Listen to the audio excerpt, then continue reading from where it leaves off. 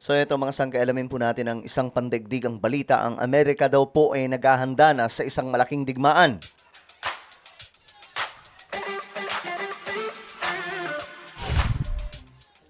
Yo guys, magandang oras po sa inyong lahat. Pandaigdigang balita po tayo ngayon. Aba, mga sangkay, ang Amerika daw po naghahanda na po sa isang malaking digmaan. Ano ba to? Papasok na ba tayo sa ikatlong digmaan pandaigdigan na pwedeng tawaging nuclear war? Bago tayo magpatuloy sa mga hindi pa po dyan nakakapag-subscribe, nakikita nyo po yung subscribe button sa baba ng video na to. I-click nyo lamang po yan, subscribe, tapos i-click nyo yung bell at i-click nyo po yung all. Sa mga nanonood naman po sa Facebook, i-follow nyo po yung ating Facebook page. Okay, ito kasi ang balita ngayon mga sangkay. Ayon sa report, US naghahanda sa posibleng operasyon sa Iran. Matagal na operasyon daw po ito mga sanggay. So tingnan po natin ang balitang ito kasi medyo mainit po itong usapin ngayon. Actually, nakaraan, nag-meeting po ang Amerika at ang Israel patungkol po sa patungkol po sa kanilang plano mga sangkay tungkol sa nangyayari sa Middle East. Naghahanda ang militar ng Estados Unidos para sa posibilidad ng matagal na operasyon laban sa Iran kung mag-uutos si US President Donald Trump na atakihin ang bansa. Okay, so yung mga ganyang klaseng statement, mukhang may pinanguhugutan yan. At kilala naman po natin si Donald Trump, di ba?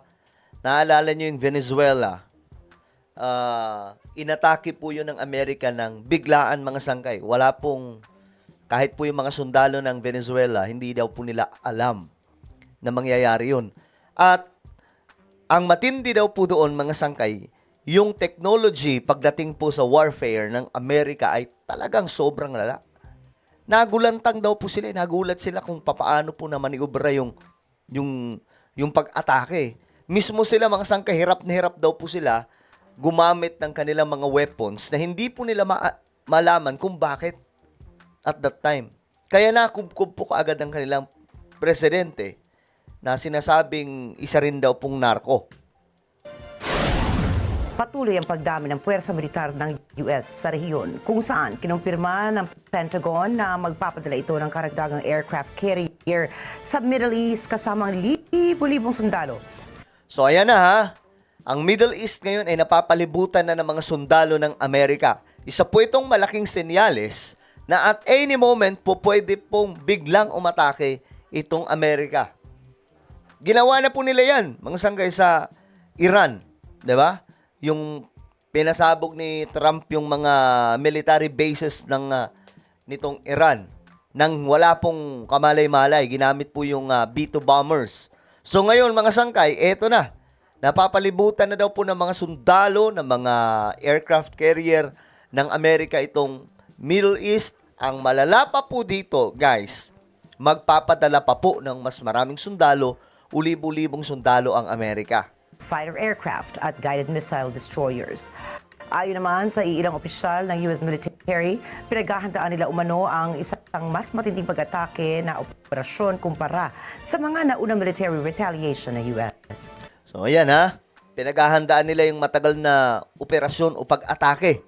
So ibig sabihin mga sangkay, hindi po ito basta-bastang digmaan na papasukin ng Amerika. Ito po ay malalang digmaan na kanilang isasagawa at any moment mga sangkay kasi para po sa inyong kaalaman doon sa Iran, marami nga po doon yung mga nagrarally, di ba? Marami po doon mga sangkay yung mga nag-aaklas sa gobyerno. At ayon po sa report, almost 40,000 na po ang nadededs. Yung mga pumapanaw dahil po sa nangyayari doon. So yung gobyerno nila, inaawat na po ni Donald Trump pero talagang matigas eh. Noong nakaraang taon, nagsagawa ang US ng pag-atake sa mga nuclear sites ng Iran.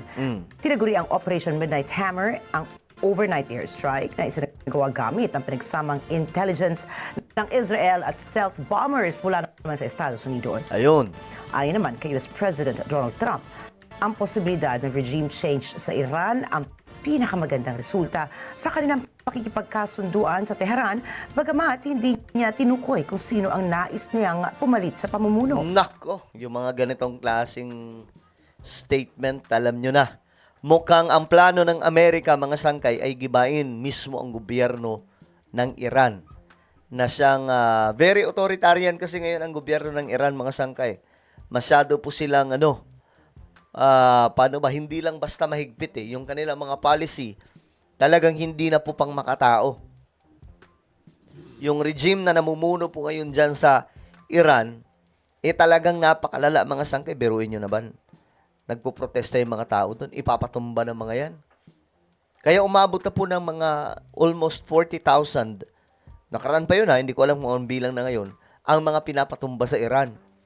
So, kung magtutuloy-tuloy ito at walang gagawin ang ibang mga bansa, kawawa po yung mga Iranian dyan. What can Iran do to avoid attack? Give us the deal that they should have given us the first time. If they give us the right deal, we won't do that. But, historically, they haven't done that. I will say they want to talk, but so far they do a lot of talking and no action. Ay, nako, ang bigat nun Sabi ni Trump, gusto nila makausap pero gusto nila ng usapan pero ang problema dyan, puro lang usap. Wala pong nangyayari, wala pong gawa talaga. No? Kaya ngayon, mga sangkay, yan po yung gustong mangyari ni Donald Trump na mukhang palitan, puwersahan siguro, puwersahan ang gagawin nila dyan, na palitan ng gobyerno nitong Iran. What are those talks, Mr. President? When are those They've talks? already started. Do you want regime change in Iran? Well, it seems like that would be the best thing that could happen. For 47 years, they've been talking and talking and talking. In the meantime, we've lost a lot of lives while they talk, and legs blown off, arms blown off, faces blown off. It's been going on for a long time. So let's see what happens. In the meantime, we have tremendous power has arrived, and additional power, as you know, another carriers going out Nako, padagdag pala sila ng padagdag ng puwersa dyan sa Middle East. shortly. So we'll see it how if we could get it settled for once and for all, that would be good. Who want to take over? What? Who would you want to take over? I don't want to talk about that. Sino yung gusto mong ipalit? Kumbaga, sabi ng nagtatanong dito. There are people. Okay, ngayon mga sangkay, alamin po natin sa mga susunod na araw ano po ang mangyayari. Pero ayun na nga, ang Iran po napapalibutan na ng mga sundalo ng bansang Amerika at mukha pong aatake at any moment, mga sangkay. Alright? So ano po ang inyong opinion? Comment down below. Meron po tayong YouTube channel, Sangkay Revelation. Hanapin niyo po ito sa YouTube. Ngayon din, kapag nakita niyo na, i-click niyo po yung subscribe, i-click ang bell, at i-click niyo po yung all. Ako na po ay magpapaalam. Mag-iingat pong lahat. God bless everyone.